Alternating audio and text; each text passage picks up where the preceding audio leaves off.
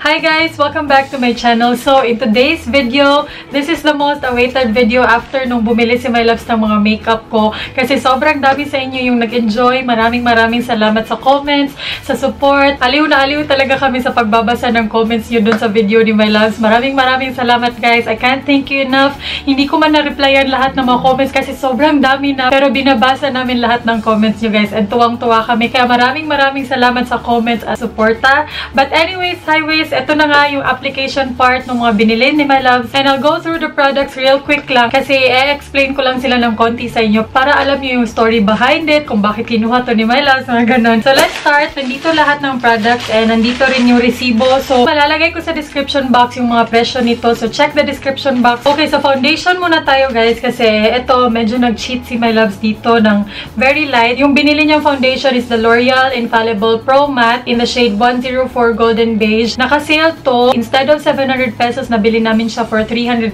pesos kasi naka 50% off. Nakapili na sana siya ng BB cream from Shawil, pero medyo nag-hesitate siya doon kasi medyo maputi nga and siguro napagod na siya sa pamimili. Kaya after nung namili siya, pumunta muna ako sa L'Oreal counter kasi bibilhin ko talaga sana to. Pero lumapit siya sa akin and sabi niya, ano yan? Foundation? Yan na lang yung bilhin natin. So ayun, dahil naka-sale and gustong-gusto ko siyang i-try, umuo na lang ako guys. And then, siya naman yung pinapili ko ng shade. Naglagay ako ng, I think, 3 shades dito sa gilid ng mukha ko. Tapos, yung pinili niya talaga is 104 Golden Beige. So, ayun lang. Medyo nag-cheat ng konti si My Loves dito. Pero, fair enough. Siya rin naman yung pumili ng shade. And, saktong shade yung nakuha niya. So, congrats, bebe. So, next is a powder. This is the Ever Bilena Face Powder with Vitamin E. This is 110 pesos and this is how the packaging looks like. And yung powder niya ganito, para siyang yung pang teenagers na powder foundation. Tapos yung pangkilay na binili ni My Loves is the Fashion 21 Eyebrow Pencil in the shade Light Brown. This is 125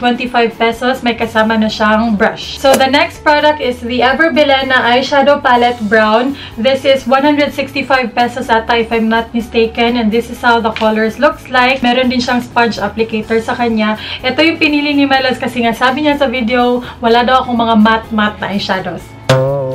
And then next, bumili din siya ng eyeliner. And this is the Ever Bilena Glitter Eyeliner. This is 140 pesos. Medyo may kamahalan tong eyeliner na to. And medyo hindi ko siya nagustuhan, guys. Hindi ko talaga siya nagustuhan. Makikita nyo later sa application part. Tapos for blush, yung kinuha niyong blush is yung mura talaga kasi naghahanap siya ng mga mura. Kung nakita niyo yung video. This is the Nichido True Colors Collection Powder Blush in the shade Sunkissed. 88 pesos lang to, you guys. Okay naman yung quality niya, pero na-try ko na to noon and hindi siya nagla-last whole day. Medyo nabubura siya in the middle of the day. Pero for the price that you are paying, I think okay naman siya. Tapos last but not the least, hindi nakabili si My Loves ng mascara. I think nakalimutan niya or wala talaga siyang idea na kailangan ng mascara. Pati concealer, hindi siya nakabili. Pati highlighter. So this is the last product. This is the Ever Bilena Matte Lipstick in the shade Offbeat Pink. Obviously, nasuot ko na silang lahat. So ayun lang, hindi na ako magpapaligoy-ligoy pa. Let's move on to the application part. Yung gagamitin kong foundation is the L'Oreal Infallible Pro Matte in the shade 104 Golden Beige. Pasensya na kung medyo nag-cheat si My Loves dito. Nagmakaawa kasi siya sa akin na ito na lang. Kasi nga, hindi siya sigurado dun sa bibilhin niya sana. Yung sa Shawil, kung nakita niyo yung clip, yun talaga sana yung bibilhin niya. Pero hindi siya sigurado. And nung nakita niya ako na pumunta sa L'Oreal counter, sabi niya, yun na nga lang, yan na nga. So, kumuha lang ako ng 1 full pump. Tapos gagamit ako ng damp sponge.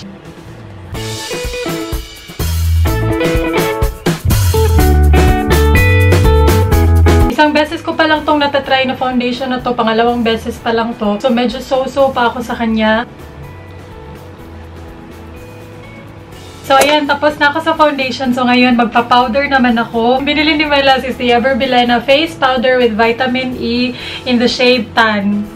This is 110 pesos. Tingnan natin. Hindi ko pa to natatry. Tapos, tan pa yung kulay, no? Ay, hindi naman pala siya ganun ka-itim. Akala ko sobrang itim kasi nga tan. Pero hindi siya maitim and pink undertone. So, may kasama siyang pop. So, ito na rin yung gagamitin ko. Ayan siya, oh. Amoy ano?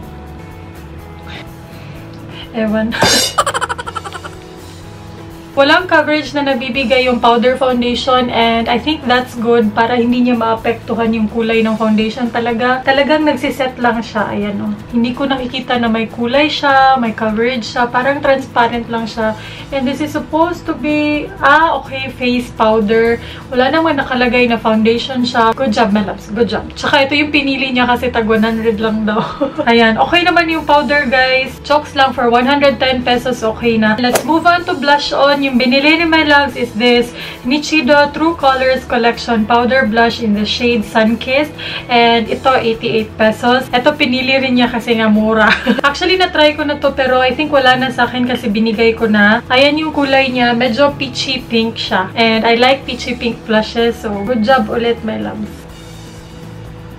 Medyo kumukulay naman siya, pero kailangan mo talaga i-build up. Natural tingnan yung blush, which is fine, pero kung katulad nyo ako na ma-blush on, kailangan nyo talagang i-build up. Ayan, let's move on to kilay. Yung binili niyang pangkilay is the Fashion 21 Eyebrow Pencil in the shade Light Brown. This is 125 pesos. I think ito yung gustong-gusto kong eyebrow pencil from them. Pero I think ibang kulay to or ibang shade to. So this is how the pencil looks like. Ito yung light brown. Ito yung binili niya sa Fashion 21 na counter na akala ko nagsaswatch siya. May dinodrawing pala siyang karumal-dumal. So, pasensyahan nyo na ganyan talaga si Melos, guys. Bugal-bugalon. In Bisaya, bugal-bugalon. Ewan ko anong Tagalog ng bugal-bugalon. Ewan ko. Hindi ko alam. Comment kayo below mga Bisaya. Be please. Tama. I think ito nga yun kasi sobrang pigmented and sobrang creamy. Tapos gagamitin ko yung brush na kasama niya to blend. Ayan guys, tapos na ako sa kilay and I'm not gonna lie, medyo nahirapan ako, medyo nag-struggle ako sa kilay kasi sobrang pigmented niya, as in, kahit sobrang gaan lang ng application na ginagawa mo, sobrang pigmented niya, kaya medyo napasobra ako sa ibang parts and blend ako ng blend. Medyo nag-struggle lang ako, so for now, masasabi ko hindi to okay for beginners kasi mapapasobra kayo dito and medyo mahirap siyang gamitin at i-blend. So ayan, let's move on to eyeshadow. Yung binili ni my loves is yung Ever Bilena eyeshadow palette in the shade brown. This is 165 pesos. And ito daw yung binili niya kasi wala daw akong matte eyeshadows. Sasabihin ko na talaga sana sa kanya kung alam mo lang. Ewan ko bakit niya nasabing wala akong matte eyeshadows. This is how the palette looks like. Maganda actually yung shades na napili ni my loves. Very neutral lang. Tapos of course, may kasama siyang sponge applicator na dual-ended. And meron din siyang maliit na salamin dito sa taas. So yung pinakauna kong gagamitin eyeshadow is this white eyeshadow. And then ilalagay ko siya dito sa my brow bone area para ma-highlight. Ay, shimmery pala yung white eyeshadow. Dito kasi sa pan, hindi klaro na shimmery siya. So yung susunod na kulay na ilalagay ko is this one. Para siyang muted pink na mauve, ganon. Sorry talaga, hindi talaga ako marunong mag-describe ng colors, guys. But ito siya. Ilalagay ko siya all over my lids using the sponge applicator, pero yung kabilang side na. Itatap-tap ko lang siya sa eyelids ko para hindi mag-fall out. Uy, in fairness, kumukulay agad siya. So, ngayon naman, maglalagay ako ng transition shade. And ito yung gagamitin ko. Parang light gray siya na matte. Ilalagay ko siya sa my crease area para ma-blend yung harsh edges.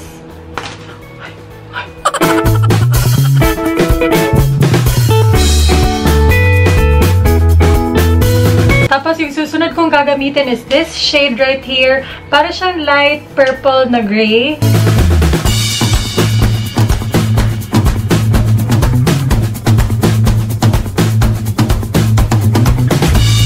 I think okay na to. So, ngayon, maglalagay naman ako nitong parang black na may konting shimmer sa kanya dito sa lower lash line ko. Pigmented siya and medyo powdery. Ayan, okay na ako dito. So, ngayon, magli-liquid eyeliner tayo kasi may binili siyang liquid eyeliner. And ito yung glittery eyeliner, you guys. Ewan ko anong kalalabasan nito. But this is the Ever Bilena glitter eyeliner. May glitter talaga siya sa kanya. Hindi nyo gaano makikita on cam, pero may glitter talaga siya.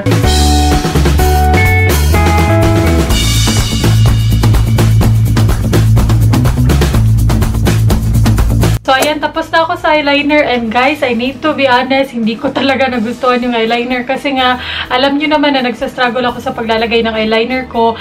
Mas nag-struggle pa talaga ako kasi nga hindi siya ganun ka-pigmented. Ilang beses akong nagpaulit-ulit. Yun yung pinakaayaw ko sa eyeliner kasi nga mas lalo akong nagkakamali. Naglagay lang ako ng mascara kasi hindi nakabili si My Loves ng mascara. But anyways, let's move on to the last part. Ito yung lipstick. Ito yung binili niya, Everbilena Matte Lipstick in the shade Offbeat Pink. Alam niyo ba, tuwang-tuwa ako nung pinili niya to kasi nung college ako, ito yung lipstick ko, guys. I think no first year college ako, nung nagsisimula pala ako maglagay ng lipstick, ito talaga yung lipstick ko and naaalala ko pa talaga na sobrang dami kong classmates na nagtatanong kung suot-suot ko to. Tinatanong talaga nila ako kung anong lipstick ko. So, ayun, napapabili rin ata sila nun. Basta, sobrang gustong-gusto ko to noon. Pero nung nagamit na namin yung Everbilena Lip and Cheek Tint, hindi na ata ako bumalik dito. Kasi parang nasasanay na ako na yung lips ko dark. And ito, sobrang light kasi ng shade na to. So, pag sinusuot ko siya ulit, parang hindi ko na nagugustuhan yung shade. Parang naninibago na ako sa shade. Pinili to ni My Loves kasi yung mga gusto niyang lipsticks on me, guys. Gusto niya yung mga light shades,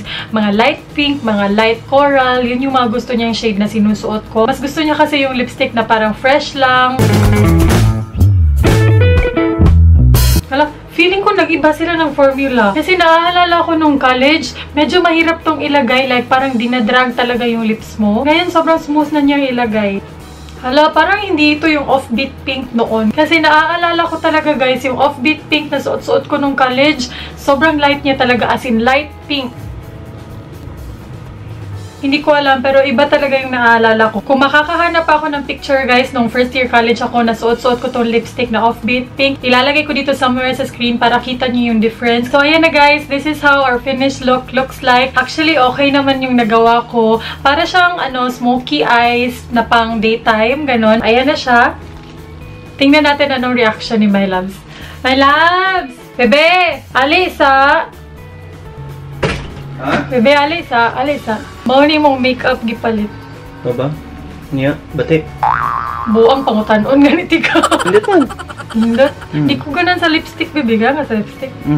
Gusto niya yung mga ganitong lipstick eh. Thank you, bebe. O, diba, sabi ko sa inyo, magugustuhan niya yung lipstick kasi ito yung mga bet niyang lipstick sa akin. Hindi yung mga red, mga maroon. But anyways, I hope you guys enjoyed this video. Please give this video a thumbs up kung gusto niyo pa ng mga ganitong challenges. Please leave a comment below kung anong una niyong gustong makita. Yung I Do My Loves makeup using the products na binili niya, or mas gusto niyo una makita yung boyfriend guesses the makeup prices. Kasi last year ko pa talagang pinipilit si My Loves na gawin yung challenge na yun kasi nga nakita ko yung video ni Arnold talaga Arta at Heart, That's Heart, na ginawa nila yung challenge na yun. Tapos ngayon ginawa ni Anakay at ni Jeloy na sobrang saya, sobrang nakakatawa. Kaya ngayon pinipilit ko ulit si My Loves and I think okay naman na siya dun. So ayun lang, thank you guys so much for watching. I hope nag-enjoy kayo. Again, don't forget to like this video and para sa mga bago dyan, don't forget to join the family by clicking the subscribe button. And para sa mga baby girls ko dyan na nakasubscribe na, please don't forget to click the notification bell beside the subscribe button para hindi kayo ma-unsubscribe sa channel ko